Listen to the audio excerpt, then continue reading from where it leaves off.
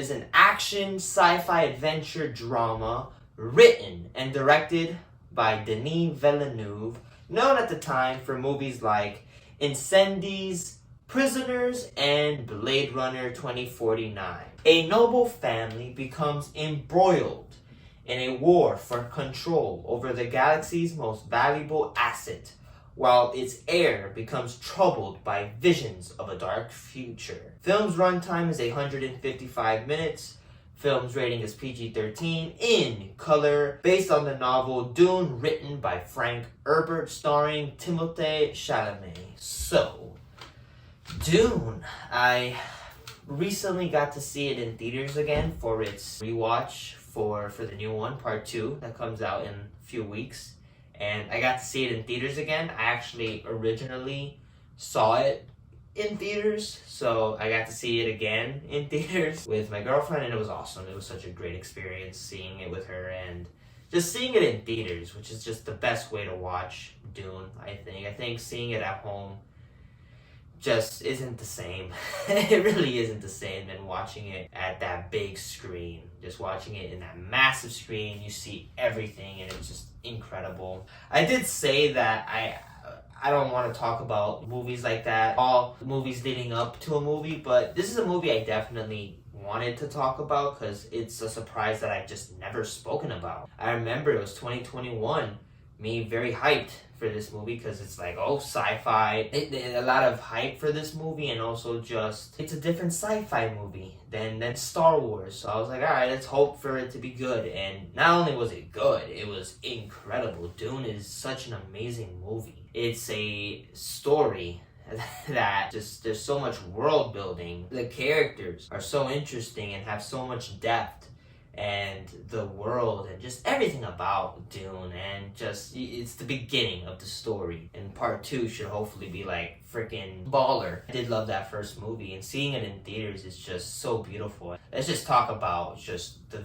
cinematography by Mr. Greg Fraser is just incredible. This is such an incredibly shot film. It's like masterful even. It's beautiful to look at.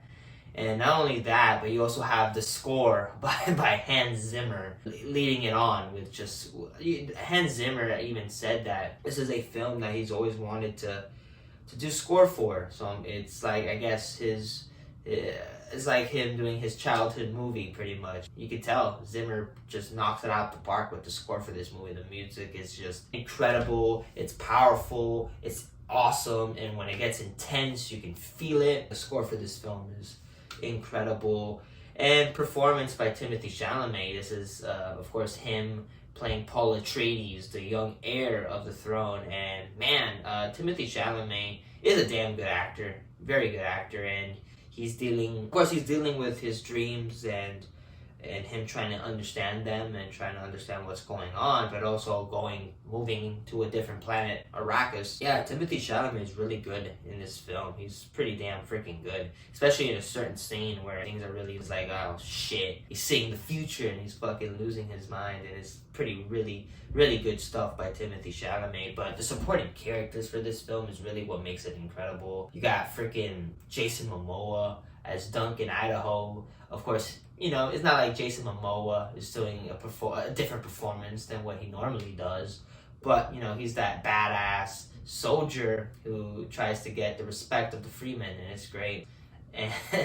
And also we got the leader, played by Oscar Isaac, playing Duke Leto Atreides, the head of the House of Atreides, and he's a powerful man who loves his son and wants the best for him, but he's also dealing with moving to a different planet, and of course not a planet that he likes. And he's trying to do the best that he can in this new job that he's gotten. And yeah, man, Oscar Isaac is really good in this movie. I think Oscar Isaac is really the shine of this movie, in my opinion. Of course, Rebecca Ferguson as, of course, the character of Lady Jessica, and yeah, she's great. She's, of course, the one who she's the one that trains Paul Atreides of the ways. She also has certain powers that she tries to teach him, and also she's there's a lot of story there that I would love to get to in a maybe a multiple review. Talk about it spoilers, but I'm not gonna talk about spoilers because just in case you guys have never seen Dune, which you should. So awesome. Lady Jessica, incredible character. The antagonist, played by, of course, Stellan Skarsgård as the Baron Harkonnen, who is terrifying. First off, the costume designing by Mr. Bob Morgan and Jacqueline West is really incredible. Just everybody looks incredible. The suits are awesome, but the makeup of Baron is just incredible. Like, of course, they put him in a fat suit, but it is different. It's Stellan Skarsgård acting, but you can't see Stellan Skarsgård in this role. He is really good as the antagonist. And you also got Dave Bautista, who plays the character of Josue Harkonnen, who's just a brute, and he's that soldier who's pretty brutal in ways. And yeah, man, Dave Bautista, I'm just happy that he's done so much work. Of course, I remember him in pro wrestling.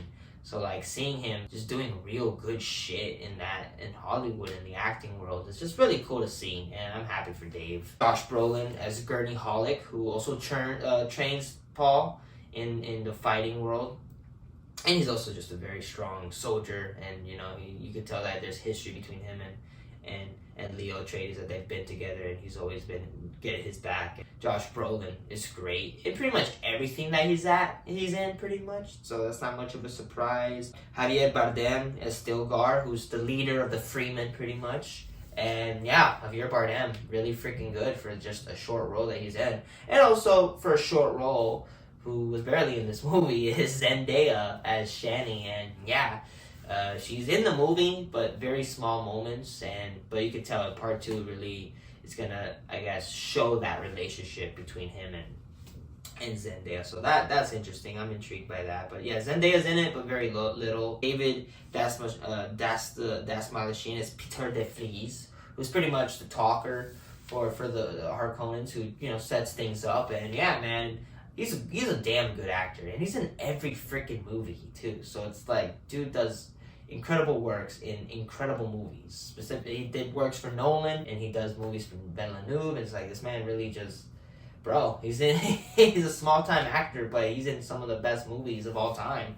So good for him, man. Screenplay is by, of course, John Spahitz, who did the screenplay for Prometheus, Passengers, and Doctor Strange, and also legendary screenwriter Eric Roth, known for the movies Forrest Gump, The Insider, and The Curious Case of Benjamin Button. And yeah, the story is so intriguing. The world is just amazing, and the world building. Some of course say this is space Game of Thrones, but this came out. The book came out way before that book. So yeah, it's so interesting to see this world and just everything about it. And also the planet of Arrakis is so awesome. It's a desert planet, and it's beautiful. And oh my god, the CGI is incredible, specifically the worm. I tell you, seeing it in theaters is so different, because it's like when you see that worm, it is so massive, and seeing it in theaters, it's like it shows it pretty much. CGI is just incredible. It's such an awesome movie. I love Dune. I'm so excited for Dune Part 2 in a way where I haven't been excited in a movie for a while. I think Dune Part 2 could be special. I genuinely, there's potential there of Dune Part 2 being a special film. So I can hope. In a world where some movies, sometimes you can be hyped for a movie and sometimes this shit lets you down. I hope it's safe to be a little excited for Part 2. The original Dune is still amazing. It sets up the world perfectly. It is dramatic. It is intense. The action is awesome when there is, but it's more of just a personal story and dealing with the Atreides going into Arrakis and trying to collect spice. And yeah, I love this movie. It's still up there as some of the best sci-fi movies that I've seen. Dune Part 1 still belongs there. The funniest thing is, like, I went with a friend when I first saw it in theaters. He wasn't really that excited for it. He didn't really know what was going on. He didn't really know. But when we saw that movie, he really did like that movie, and now he's like, let's watch Part 2. So I'm glad I took him to see that movie, because it's like, you don't expect it. But yeah, Dune Part 1, it's awesome. It still is awesome. And yeah, it's, I guess, talking about the original movie, and hope for part 2 to be good.